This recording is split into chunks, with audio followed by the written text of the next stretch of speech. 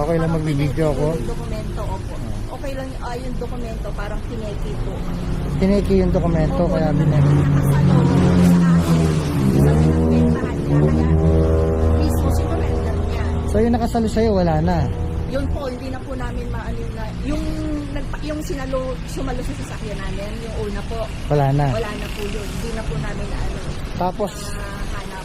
nakita mo na lang sa Facebook. Opo, na Binebenta. binibenta na. Yung pala, pinasalo rin ng pinasalo, parang itinalon ko na itinalon. Ah, Eh ako po kasi makurikot ako, talagang sinesearch ko talaga. buti nakita mo yung plaka. Opo, sinearch ko yung plate number doon sa Google at saka sa Facebook.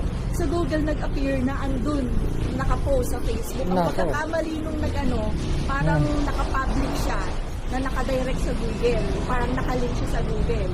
So nung pagkita ko agad mga 12 a.m. no, kasi hindi na ako mapakali. Tatlong buwan na akong stress nila eh. Buntis pa ako. Tapos madaling araw, tinakbo niya na Opo, kagad. tinakbo ko kasi gusto ko talagang ma-corner na eh. Tapos yun, nakita namin doon.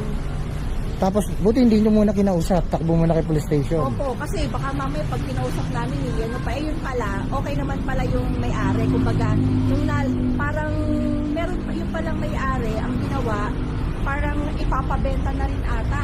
Yung sa isang parang bentahan din. Pero legit naman yung bentahan ng Bulacan. Chinek din na sila.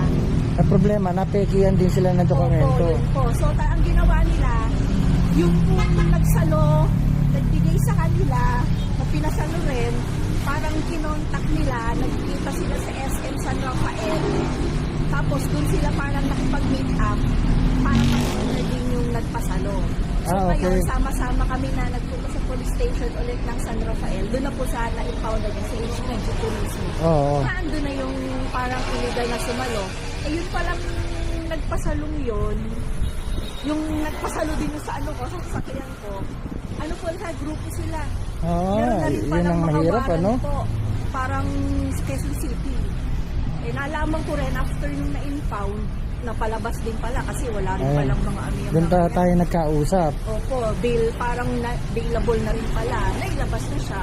Tapos yung mag-asawa pong nakabili, hindi na nakikipag-coordinate sa akin. So after nun, binayaran na lang namin ng binayaran na almost 1 year no, kahit wala yung sasakyan. Eh buti ka mo yung asawa ko nun, nakasampa na po sa barko, kaya kahit paano.